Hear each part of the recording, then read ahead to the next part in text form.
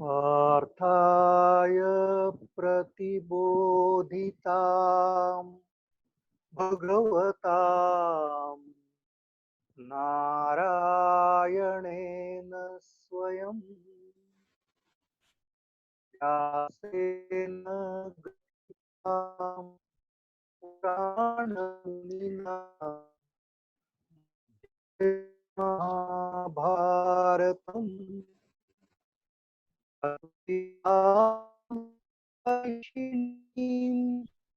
भगवतीम्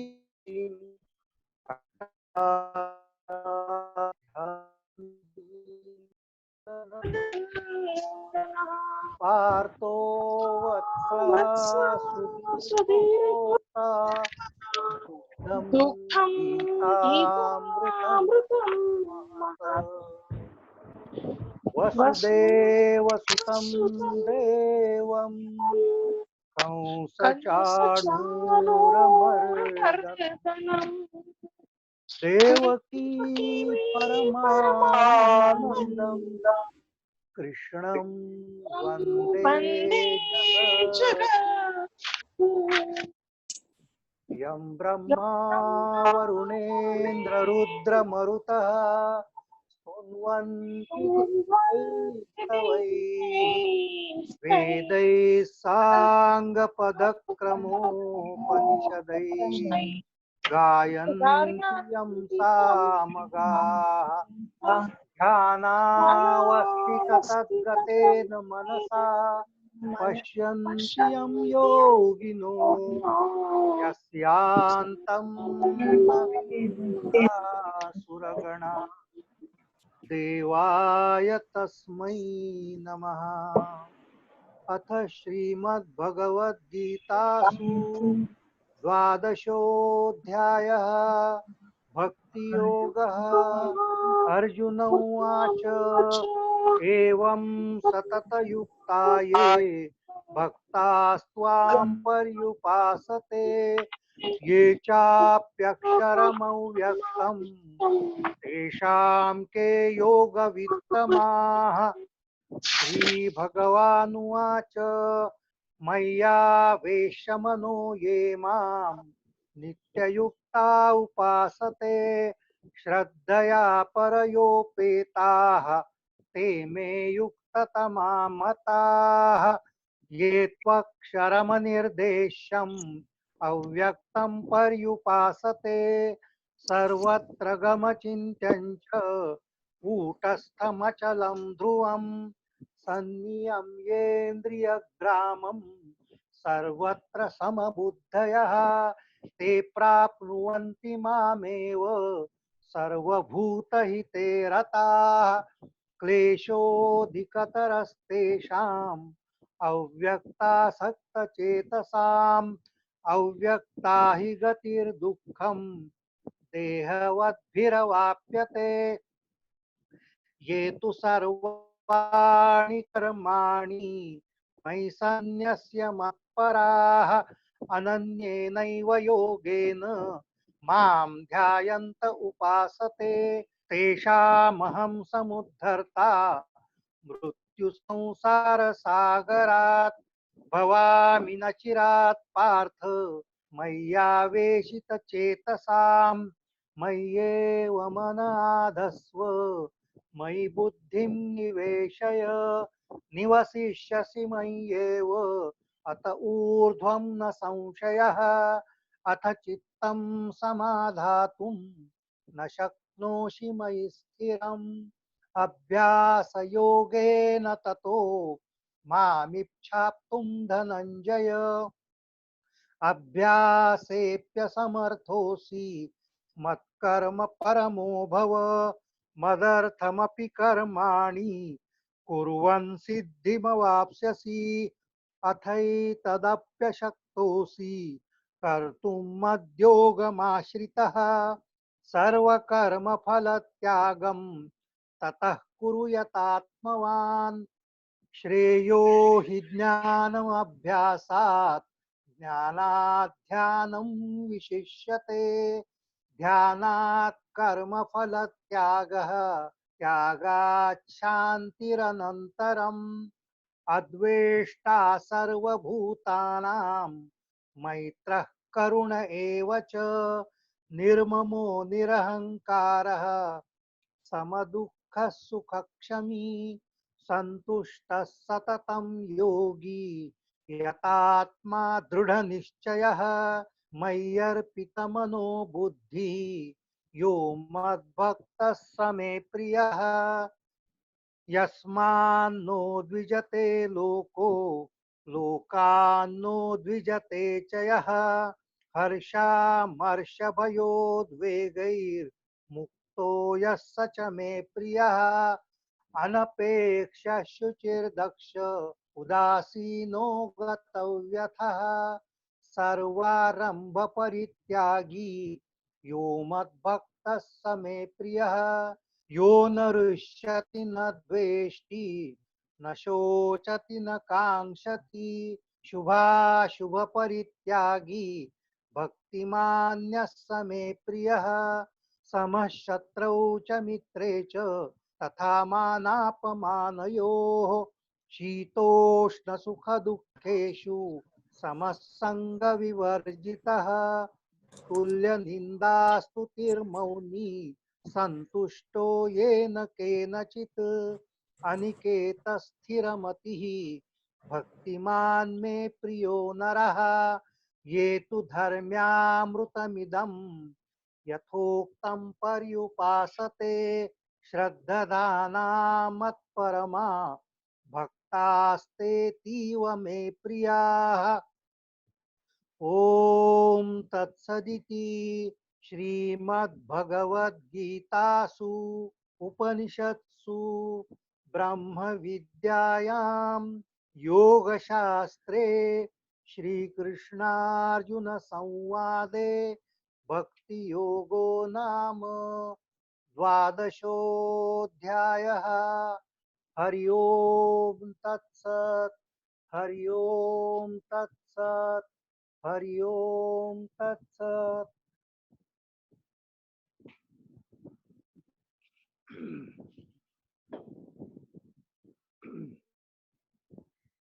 So before we start, there are two questions, and both the questions have come from Mr. Danole, and that is the sign of a research worker. So those who do lot of research work and all, they always have some questions, and I really appreciate it, and I will try my level best to give the answers. त्यांनी पहिला असा एक प्रश्न विचारलाय की Christian व मुस्लिम सगुण भक्ती कशी करतात.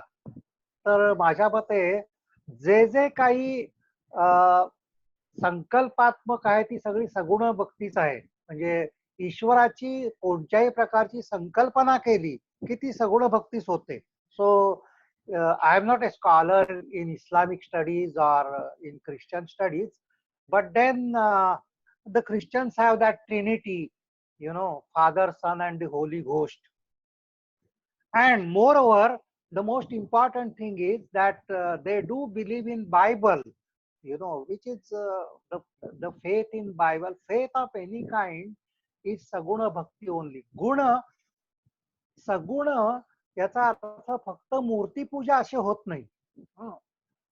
If you take some kind of statue or murti or idol and then worship it, that is obviously saguna bhakti, but that alone is not saguna bhakti. Any kind of attributes of the Lord, if you are worshipping or meditating upon, I feel that that is saguna bhakti. की सगुण गुणासहित म्हणजे परमेश्वराचे जे गुण आहेत, निर्गुण निराकार is without attributes altogether. So about that nothing can be said at all. But the concept of God in which there are attributes to God, all that comes under saguna bhakti. तेव्हा एक तर पुराण किंवा Bible वाचन करणं, याचं प्रवचन करणं, त्याच्यामध्ये काय आहे त्याच्यावर चिंतन करणं, मला वाटतं हे सगुण भक्तीच आहे. किंवा त्याच्यामध्ये जे काय सांगितलेलं आहे त्याच्यावर प्रार्थना आहेत. Jesus Christ have mercy on me is a very famous Christian prayer which is given. This is Saguna Bhakti only. So that is how I feel they do Saguna Bhakti, these two. The second question which he has is really a highly philosophical question, and he is asking, is Ananya Bhakti is transcended form of bhakti like para bhakti? If not, then how do they differ? Do they both achieve oneness with universal consciousness? म्हणजे अनन्य भक्ती ही पराभक्तीच आहे का, अशा प्रकारचा त्यांचा प्रश्न आहे. आणि ते जर दोन्ही एकच नसतील तर दोघांमधून एकाच प्रकारचं एकत्व कसं प्राप्त होतं का प्राप्त होत नाही. So if you ask me, there is a slight difference as I see between अनन्य भक्ती अँड पराभक्ती. मला असं वाटतं की जे निर्गुण निराकार आहे त्याच्या प्रती असलेला जो आंतरिक भाव ती पराभक्ती आहे. परा means transcendental, something which is beyond all concepts. So attachment to that or meditation on that is really, I feel, is called parabhakti, while ananya bhakti is the height of saguna bhakti. म्हणजे मी असं म्हणेन की निर्गुण निराकार जी भक्ती आहे त्याला मी पराभक्ती असं नाव देऊ इच्छितो, आणि सगुण साकाराची जी परिसीमा आहे त्याला मी अनन्य भक्ती असं नाव देऊ शकेन. परंतु शेवटी या दोघांमधून एकच फलप्राप्ती होते हे तितकंच खरं आहे. Both achieve the oneness, and that is what Krishna also says in this particular chapter. Te prapnuvanti mamev. That is what Krishna has very emphatically told. Whether you are doing Ananya Bhakti or whether you are doing Avyakta, Akshara, Brahma. म्हणजे अव्यक्त अक्षर ब्रह्मा प्रती तुमची भक्ती असेल किंवा सगुण भक्ती असेल, ते प्राप्नुवंती मामेव. So both these go to the same God, because God himself is with form and without form. Okay, God is both with form as well as without form. So that is how I think, as Krishna has said, both end up with the same kind of oneness, because oneness cannot be अनन्य. अनन्याचा अर्थच मुळी जे दुसरं नाही ते त्यालाच अनन्य असं म्हटलं जातं. So both end up in the same thing. So that is one thing which I wanted to tell you. And before we start the chapter, I have come across a very wonderful paper which I am not going to read actually, but tell you the gist of it. And it is about intrinsic faith. And that is by Duke Johnson, who is MD in USA and who has done a lot of research work on prayers in the hospital. And he has seen the efficacy of prayers in various hospitals in USA.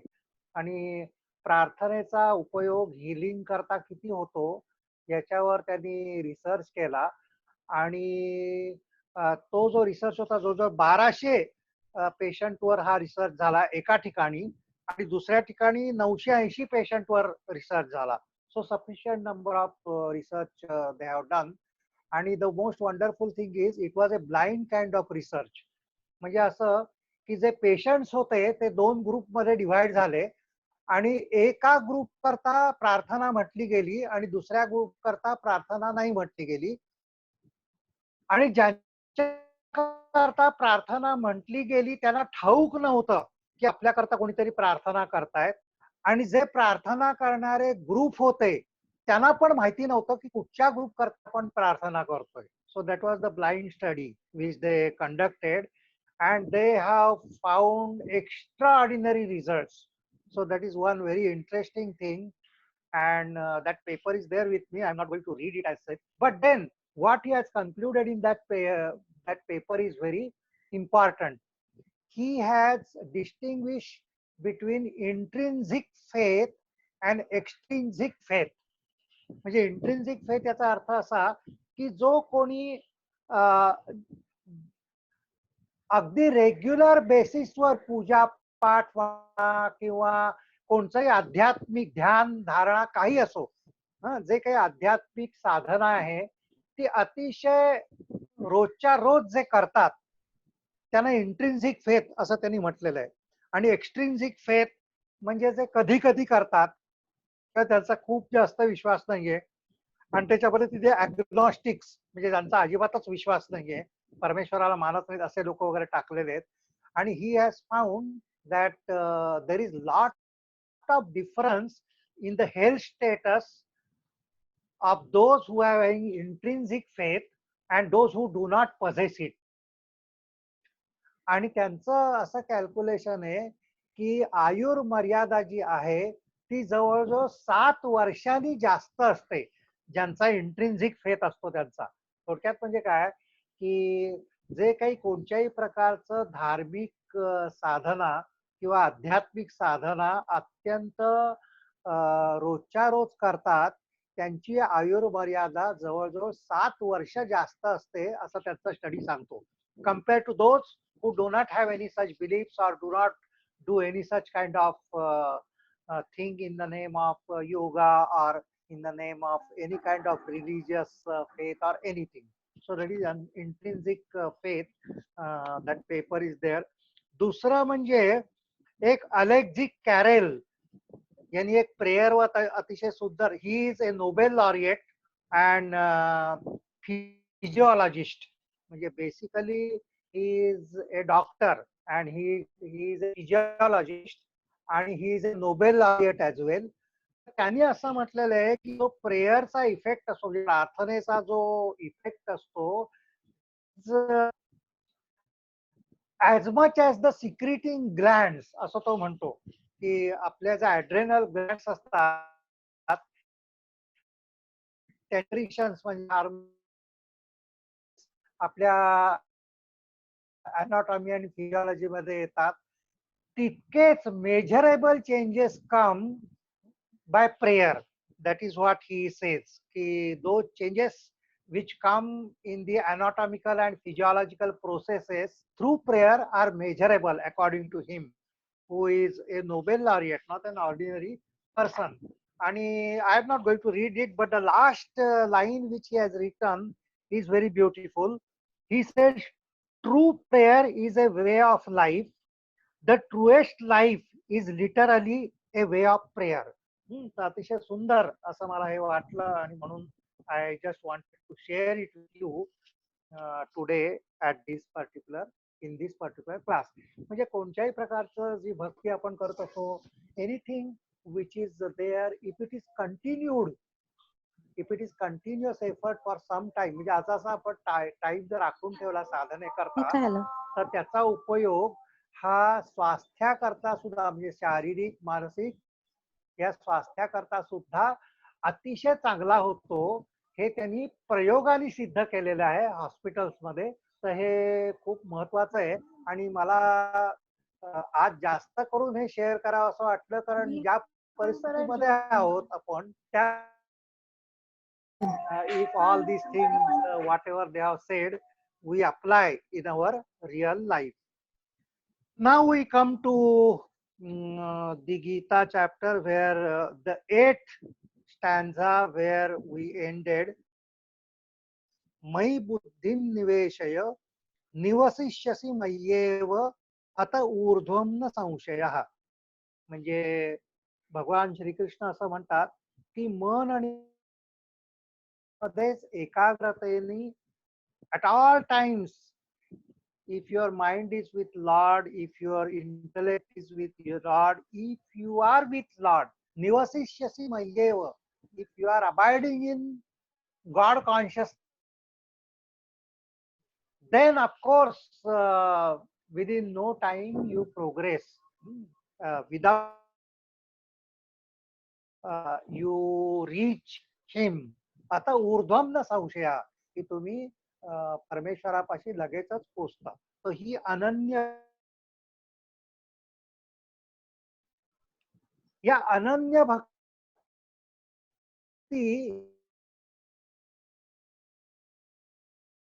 योजना पर्युपासते तेषां नित्याभियुक्तानां योगक्षेमं वहाम्यहम, असं आपण 9व्या अध्यायात सुद्धा वाचलं होतं, की ज्यांची अनन्य भक्ती असते, अनन्याश्चिंतयन्त्यो माम यो जनाः पर्युपासते तेषां नित्याभियुक्तानां योगक्षेमं वहाम्यहम. म्हणजे परमेश्वर असं म्हणतो की जे असं सतत माझ्या बरोबर असतात, ज्यांची अनन्य भक्ती माझ्यापाशी आहे, त्यांचा योगक्षेमम वहाम्यहम. I look after them in every sense, all the needs of life, mental needs, all kinds of needs. They look after at all times. But when, if it is ananya bhakti, तर याच्यावरून एक फार सुंदर अशी कथा भागवतामध्ये आहे, की ज्याच्यामध्ये लक्ष्मीनी एकला असं कृष्णाला म्हटलं की तुम्ही सगळ्या जगाकडे लक्ष देत असता आणि सगळीकडे धावत असता, परंतु मला मात्र तुम्ही वेळ देत नाही. The usual protest by women to their men, की तुम्ही माझ्यासाठी मात्र तुमच्याकडे वेळ नसतो. So then Krishna smiles and she tells that today nothing doing, you are going to take casual leave today, and you are not going anywhere. I am going to prepare nice food for you myself. I will feed you myself, and we are going to spend the day together. So Krishna also agrees with that, and she really prepares very पंचपक्वान्नांचं भोजन ती तयार करते. रांगोळी घालून सोन्याचं ताट वगैरे सगळं सजावट करून, आणि कृष्ण जेवायला बसतात. आणि जेवायला बसल्यानंतर पहिला घास तोंडात जाण्याच्या आधीच अचानक कृष्ण उठतात पाटावरून आणि धावत जातात बाहेर, आणि महालाच्या बाहेर जाऊन गेट पर्यंत जातात, आणि मग इकडे तिकडे बघतात, आणि मग परत फिरतात, येतात, पाटावर बसतात आणि चुपचाप जेवायला सुरुवात करतात. Now obviously Lakshmi is highly irritated, because एक तर त्यांनी सांगितलेलं होतं की मी आज कुठे जाणार नाही, काही करणार नाही, संपूर्ण दिवस तुझा आहे म्हणून, आणि जेवणावरनं उठणं, दिस इज टू मच.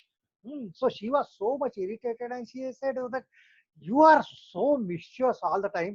पण हे अतिच झालं, म्हणजे जेवणावर उठून धावणं हे अतिच झालं. असं का करता तुम्ही? तर तो मला काय करणार, की माझा एक जो भक्त होता ना, तो सतत माझं नाव घेणारा भक्त होता, continuously, and people started thinking that he is mad, and therefore there were so many people who started throwing stones at him.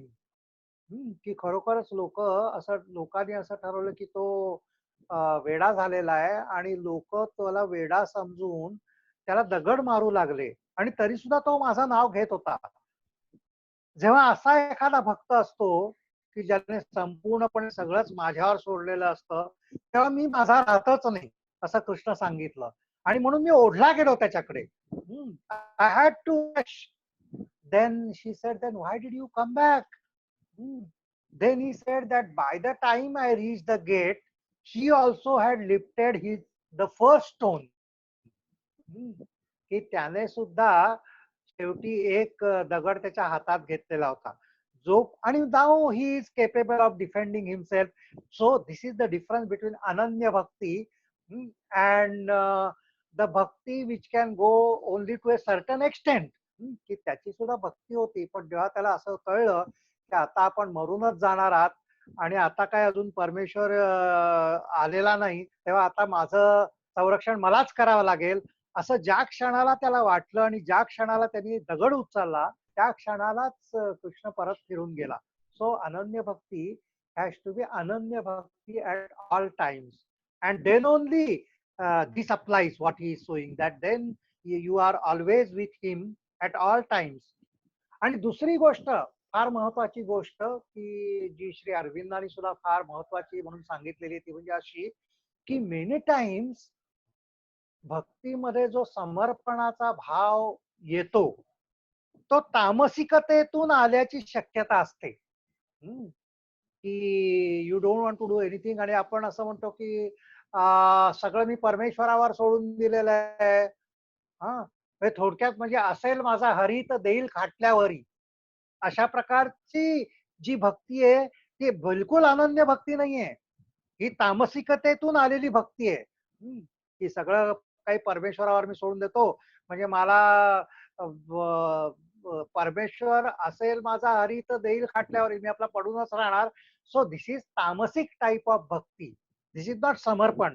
तेव्हा जे समर्पण असतं ते तामसिकतेतून येता कामा नये. बरेच वेळा आपलं असं होत असतं. We say that now I surrender to God because we can't do anything more than that. म्हणजे जेव्हा आपल्याला असं वाटतं की आता काहीच शक्यता नाहीये, जोपर्यंत शक्यता असते तेव्हा आपण सगळं झटत असतो आणि मग म्हणतो की आपले जसं पैसे हरवले असते समजा, if we lose our packet 1000 rupees we lost, मग आपण म्हणतो कृष्णार्पण. नाव दिस इज तामसिक टाइप ऑफ समर्पण. Okay, so this is another thing which we have to know when we are talking about समर्पण. तेव्हा समर्पण जो भक्तीचा पाया आहे तो तामसिकतेतून नाही ना, हे आपण नेहमीच तपासून बघितलं पाहिजे. ते तामसिकते पण असता कामा नये आणि राजसिकतेकडून पण असता कामा नये. इट शुड बी सात्विक अँड खरं म्हणजे गुणातीत, अशा प्रकारचं ते असलं पाहिजे. So these two points are very important when we are talking about bhakti. नाहीतर मग बरेच वेळा भक्ती जी असते ना ती अर्थ जिज्ञासू अर्थार्थी, जसं आपण काल बघत होतो, याच्यात या सर्कल मध्येच ती राहते असं आपल्याला दिसून येईल. So now in the next few slokas from 9 to 12, he is actually telling us the various alternatives in which अनन्य भक्ती becomes possible. की 9व्या पासून ते 12व्या श्लोकापर्यंत श्रीकृष्णाने वेगवेगळे उपाय आपल्याला दिलेले आहेत की जे अतिशय चांगले आहेत. आपल्याला ते we have to study them, we have to really meditate on all those things and apply them according to our own status. तर अनन्य भक्ती जर साधत नसेल तर काय, अथ चित्तम समाधातुम न शक्नोषि मयि स्थिरम अभ्यास योगेन ततो माम इच्छाप्तुम धनंजय.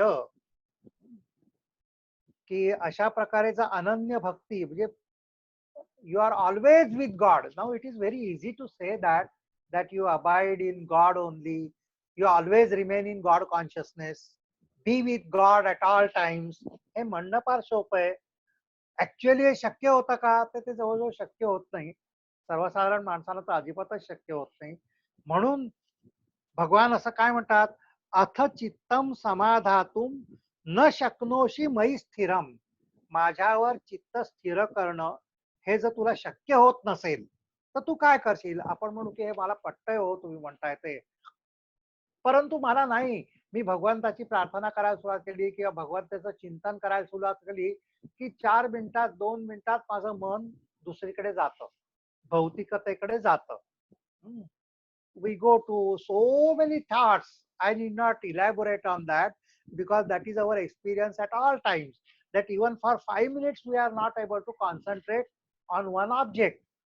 आपलं चित्त 1 मिनिटभर सुद्धा स्थिर होणं हे फार कठीण असतं आपल्याला. तर सर्व सदा काळ परमेश्वरावरच चित्त स्थिर करणं हे जवळजवळ आपल्याकरता असंभवच आहे. मग त्याच्याकरता काय केलं पाहिजे. सो द फर्स्ट उपाय which lord has told is अभ्यास योगेन ततो माम इच्छाप्तुम धनंजय. की मला प्राप्त करण्याची इच्छा जर खरोखरच तुझी असेल तर अभ्यास योगेन ततो, अभ्यासाने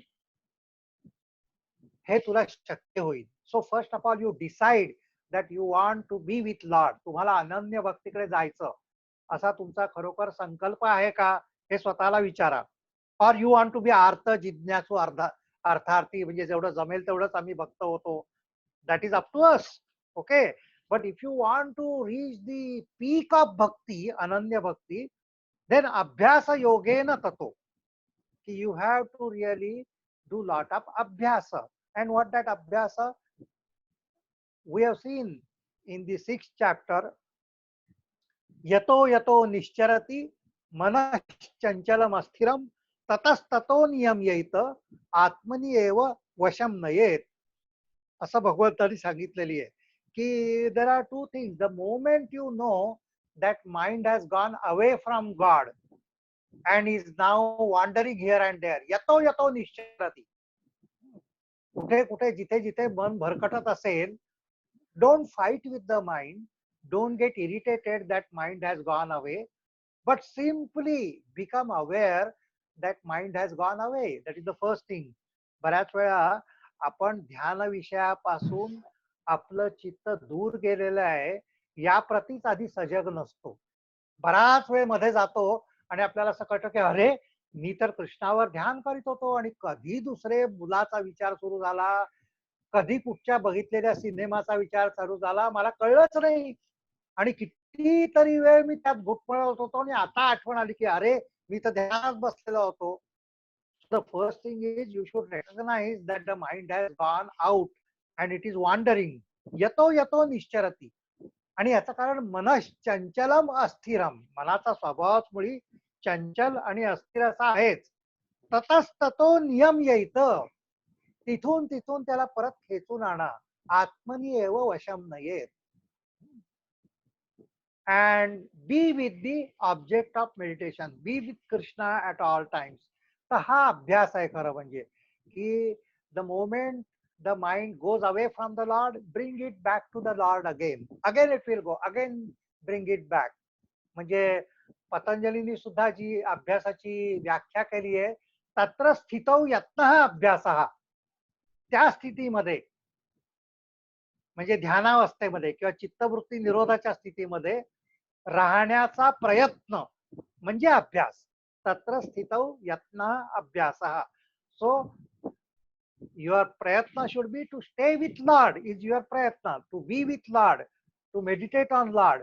so again and again you have to really bring it back to the Lord. So that is abhyasa is talking about. So this is sadhana, की आपल्याला हे वाढवत जावं लागेल. So today it may be for 1 minute, tomorrow it may be for 2 minutes, and that is how we have to increase it till it becomes 24 hours. So long, long, long way to go, obviously. म्हणूनच साधना ही फार कठीण असतेच नेहमी. आणि म्हणूनच पतंजलीने असं सांगितलेलं आहे की अभ्यासाला नेहमीच वैराग्याची जोड पाहिजे. If why the mind goes away? Because of our lower nature. The main thing which takes us away at higher level, we are convinced that we have to be with Lord. म्हणजे आपलं मन आणि बुद्धी जरी आपल्याला सांगत असली की भगवंताचं स्मरण कर, भगवंताचं भजन कर, भगवंताबरोबर राहा, तरी the lower nature which we have pulls us down at all times. म्हणजे आपली जी निम्न प्रकृती ज्याला आपण म्हणतो, फ्राईडच्या भाषेत सांगायचं झालं तर आपलं जे अबोध मन आहे, the unconscious mind which is full of id, which is full of negative forces, it is continuously pulling us down. So this downward pull is so much that it is almost impossible to remain in higher state of consciousness, though intellectually we are convinced that we want it. म्हणजे बुद्धीच्या स्तरावर किंवा मनाच्या स्तरावर जरी आपल्याला हे पटत असलं, म्हणून आपण म्हणतो कळतं पण वळत नाही. का कळतं पण वळत नाही? कारण ह्या दोन्ही प्रकृती आपल्यामध्येच आहेत. भगवद्गीतेप्रमाणे आपल्यामध्ये पराप्रकृती आहे, आपल्यामध्ये अपराप्रकृती पण आहे. आणि या अपराप्रकृती, the lower nature, it has such a gravitational pull that it pulls us down at all times. म्हणून अभ्यास is transformation of this lower nature. म्हणून पतंजलीने जो अष्टांग योग सांगितलेला आहे की ज्याच्यामध्ये यम, नियम, आसन अशी मोठी साधना जी सांगितलेली आहे ती कशासाठी सांगितलेली आहे? That is transforming the lower nature. की आपली जी निम्न प्रकृती आहे ती निम्न प्रकृती जर बदलली नाही तर कसं काय आपण अनन्य भक्तीकडे जाणार? कसं काय सतत परमेश्वराचं चिंतन भजन करणार? सो दॅट इज अभ्यासा is all about. So Abhyasa has two aspects in fact: transformation of the lower nature, निम्न प्रकृतीचं परिवर्तन, and then continuously with mind and with intellect meditating on God, and the moment mind goes elsewhere, bring it back to Lord. यतो यतो निश्चरति मनश्चंचलम अस्थिरम ततस्ततो नियम्यैत आत्मनि एव वशम नयेत. So this is a long long process. आणि म्हणून हा पहिला उपाय भगवंतांनी सांगितलेला आहे. आणि आपल्याला सगळ्यालाच हे कळत आहे की हे खरोखर म्हणजे सांगणं इतकं सोपं आहे, पण करणं किती कठीण आहे हे जेव्हा साधनेला मनुष्य सुरुवात करतो त्याच वेळा त्याला कळू शकतं की खरोखर एक मिनिट भर सुद्धा भगवंताचं चिंतन किती कठीण असतं ते. So that is the first उपाय विच ही गिव्स इन श्लोक नंबर 9. अथ चित्तम समाधातुम न शक्नोषि मयि स्थिरम अभ्यास योगेन ततो माम इच्छाप्तुम धनंजय. की मला प्राप्त करण्याची संकल्प तुझा जर असेल, तीव्र इच्छा जर तुझी असेल, तर हा सतत अभ्यास करणं याशिवाय तुला दुसरा उपाय नाही. परंतु तसं जर शक्य नसेल, अभ्यासेप्य समर्थोसी, तुम्ही म्हणतात हे मला नाही शक्य होत, because my mind is wandering so much that I just can't keep quiet even for 1 minute. म्हणजे अभ्यास करायला मी असमर्थ आहे असं तुमच्या जर लक्षात आलं. So next thing which is telling in shloka number 10. अभ्यासेप्य समर्थोसी मत्कर्म परमो भव मदर्थमपि कर्माणि कुर्वन् सिद्धिमवाप्स्यसि. Another thing which he has given, which he has told again and again in Bhagavad Gita, with which he ended the earlier chapter 11, मत्कर्म परमो भव. की जे जे काही कर्म करशील ते माझ्यासाठीच कर, ते ईश्वरासाठीच कर. So this is another way of doing the things. You know, instead of fighting with the mind, which is very difficult, instead of trying to keep the mind on the Lord at all times, and it runs away and you bring it back, it again runs away.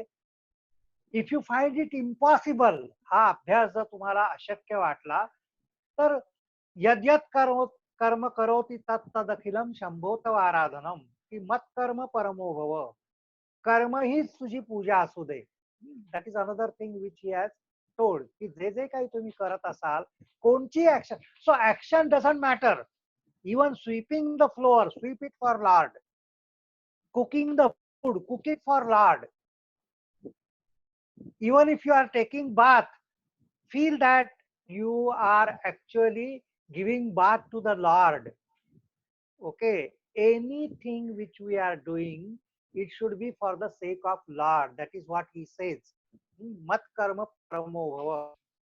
हा दुसरा उपाय सांगितलेला आहे की जर ध्यान तुम्हाला शक्य असेल म्हणजे, तर तुम्ही जी कर्म कराल ती सगळी परमेश्वरासाठी करा. So always remember, just as I told you yesterday also about that Udar Pinto, when mother said that whatever you are doing, if you are, even if you are brushing your teeth, remember mother and brush. Even if you are taking breakfast, remember mother and do it. Okay, so that is yadyat karma karoti tat tadakilam shambhotam aradhanam. So this is हा दुसरा उपाय परमेश्वरांनी सांगितलेला आहे. आणि इथे कर्मयोग साधना जी आहे त्या साधनेचं एक प्रकारे महत्व सांगितलेलं आहे की only if you do action for the Lord, everything that a bhakta gets, a karmayogi also gets. अभ्यासेप्य समर्थोसी मत्कर्म परमो भव मदर्थम अपि कर्माणि कुर्वन् सिद्धिमवाप्स्यसि. तीच सिद्धी तुला मिळेल जी योग्याला मिळते, जी भक्त्याला मिळते, तीच कर्मयोग्याला सुद्धा तीच सिद्धी मिळू शकते. Only by doing work for the Lord, for the sake of Lord. So that is another उपाय, beautiful thing which he has given, about which we have talked also quite a lot. तिसरा उपाय काय आहे? अथई तदप्य शक्तोसी. तुम्ही असं म्हणाल की मला हे दोन्ही उपाय काही होत नाहीत बुवा, की मी मला स्वस्थ शांतपणे बसून सतत भगवंताचं चिंतन करणं. May be it is possible for me for about an hour or so, that's it. but rest of 23 hours I can't be with God. Okay, तर सतत परमेश्वराबरोबर मी राहू शकत नाही. सतत परमेश्वरासाठी कर्म करणं हे पण मला शक्य होत नाही.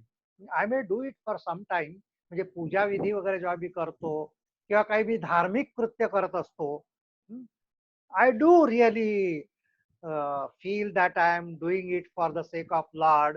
But all other things, when I am working in my office and when there is so much of irritation because of the complexities which come in the work, I don't feel that I am working for Lord anymore. Hmm. Again, the lower nature comes into the action, and I can't remember God when I am doing the work. So then, what is to be done? अथैतदप्य शक्तोसी कर्तुम मध्योगमाश्रितः सर्व कर्म फल त्यागम ततः कुरु यतात्मवान. मग परमेश्वर असं सांगतात, so the slight difference between the earlier path and this path is this. In the earlier path is saying do all actions for my self, सगळी कर्म माझ्यासाठी कर. आता ते सांगतात कर्माचं जे फल आहे त्याचा तू त्याग कर. Now this is very difficult. In fact, the fruit of action motivates us for the action. की आपण जे काही कर्म करत असतो त्यामागची प्रेरणाच मुळी फलाची अपेक्षाही असते. जर फलाची अपेक्षा नसेल तर आपण कर्मच करणार नाही. जे जे काही कर्म आपण असं करत असतो फलाच्या अपेक्षेनेच करत असतो, obviously. So whatever we have done so far in our life and whatever we have been doing even up till now in day to day life, it is for gaining some kind of fruit or the other. Even when we go to sleep, even the action of sleeping is for to have rest for the body. ही सुद्धा फलाची अपेक्षा आहे. So everything which we do for the sake of fruit. And now what he is saying is सर्व कर्म फल त्यागम, सगळ्या कर्मफलाचा तू त्याग कर. हा कधी त्याग होऊ शकेल? हा त्याग अहंकार नाश झाल्यावरच होऊ शकेल. Why we are expecting the fruit of action? Because I want it. You know, always the expectation of fruit presupposes ego consciousness.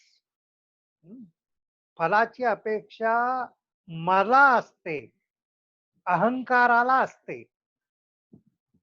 हा अहंकार जर गेला तर बरेच वेळा आपण जसं डिस्कस केलेलं आहे की this great ego itself is the barrier between us and the Lord. Okay, the moment the ego vanishes we are with Lord. म्हणून हा अहंकार नाशाचा अतिउत्तम मार्ग म्हणजे कर्मफलाचा त्याग. So when we act we reject the fruit of action. We do not accept fruit of action. Very difficult, of course very difficult. कारण कालच आपण म्हटल्याप्रमाणे क्षुरस्य धारा निशिता दुरुत्तया दुर्गम पथस्थ कवयो वदंती, की आध्यात्मिक साधना ही सोपी नाहीच आहे, हे आपण परत परत पाहिलेलं आहे. तेव्हा फलाची अपेक्षा न करता काम करणं हे अतिशय कठीण आहे, परंतु हा फार मोठा मार्ग आहे. आणि पुढे ज्ञानोत्तर भक्तीमध्ये तर परमेश्वराने असं सांगितलेलं आहे की if you feel that there is no motivation in doing the work, offer the fruit also to Lord. की कर्मफल त्यागापेक्षा सुद्धा पुढे जाऊन असं सांगितलेलं आहे की परमेश्वराकरता फळ मिळवण्यासाठी, परमेश्वराचरणी अर्पण करण्याकरता फळ मिळवण्यासाठी तू कर्म कर. So because we want to offer best fruit to the Lord, our efforts will be the best. So you do go for fruit. Why? To offer it to the Lord. Okay, हा सुद्धा एक अजून एक उपाय सांगितलेला आहे की have that motivation to get the fruit and try to get the best fruit because you want to offer the best fruit to the Lord. But only thing is you are not getting that fruit for yourself, not for the sake of ego. For the sake of Lord, म्हणजे परमेश्वराला अर्पण करण्याकरता ते फळ तुला प्राप्त करायचं आहे, या इच्छेने फलप्राप्ती कर. So that is also another way of looking at this particular. So now in 12th the Lord is telling the most beautiful thing, की he tells the gradation of this साधना. म्हणजे 9, 10, 11 याच्यामध्ये जी साधना सांगितलेली आहे, त्या साधनेचं एक प्रकारे वरचढ पायऱ्या या 12व्या श्लोकात भगवंतांनी सांगितलेलं आहे.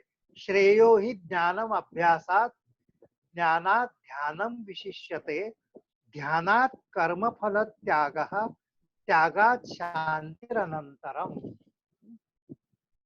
तर ह्या एक प्रकारे वरचढ पायऱ्या आहेत, की पहिली पायरी म्हणजे अभ्यास, दुसरी पायरी म्हणजे सतत कर्म त्याच्या करता करणं, आणि तिसरी पायरी म्हणजे कर्मफल त्याग. या 3 पायऱ्यामधून हा भक्तियोग जात आहे असं आपल्याला दिसतं. सो श्रेयो हि ज्ञानम अभ्यासात, the knowledge is superior to continuous practice. Abhyas literally means continuous practice is known as अभ्यास. म्हणजे जी सतत मनुष्य साधना करत असतो. अभ्यास रिअली आपण सर्वसाधारणपणे अभ्यास म्हणजे काहीतरी पुस्तकाचं वाचन किंवा द स्टडी या स्वरूपात घेतो, परंतु आध्यात्मिक क्षेत्रामध्ये रोजची जी साधना असते त्याला अभ्यास असं म्हटलं जातं. की the regular practices which you do, that comes under अभ्यास. आणि भगवंत असं म्हणतात श्रेयो हि ज्ञान अभ्यासात. हे फार महत्वाचं आहे आपल्यासारख्या सर्वांसाठी, आणि खास करून आपण जे योगाभ्यासामध्ये आहोत त्यांच्यासाठी हे फार महत्वाचं सूत्र भगवंतांनी सांगितलेलं आहे, की even the ordinary sadhana which we are doing, asana, pranayama किंवा क्रियाज, so called physical level sadhana also, if it is done mechanically,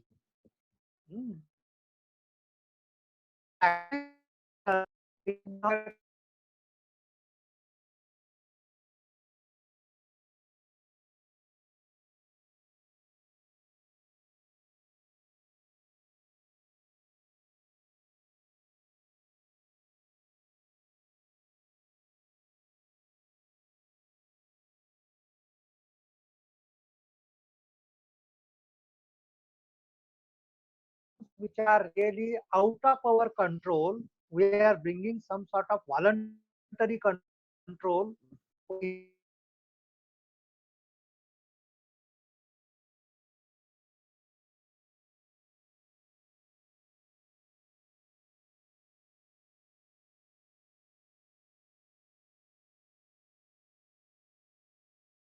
That time we try to control it. When the catheter is going inside the nose, the sneezing reflex comes. We try to control the sneezing reflex. तर हे सुद्धा जे ज्ञान आहे की ध्यानम विशिष्यते, की instead of mechanically doing, if you do it with knowledge, it is superior. श्रेयो हि ज्ञानम अभ्यासात, परंतु ज्ञानापेक्षा सुद्धा ध्यानम विशिष्यते. ध्यान, the meditation. Now that is something which is digestion of knowledge. You know, knowledge could be only superficial, that you know intellectually you know the thing, but you have not digested it. If you don't digest it, it will not get translated into action. की बऱ्याचशा गोष्टी बुद्धीने आपल्याला कळलेल्या असतात, परंतु ते आपल्याला प्रत्यक्षात येत नाहीत. म्हणून आपण म्हणतो कळतं पण वळत नाही. कळलेलं असतं, बऱ्याच गोष्टी आपल्याला कळलेल्या असतात. Every one of us knows that यम नियम किती महत्वाचे आहेत. वी अग्री दॅट अहिंसा, सत्य, अस्तेय, हे सगळं खरंच आहे, माझ्या आयुष्यात असलंच पाहिजे. Why we are not able to put it into practice at all?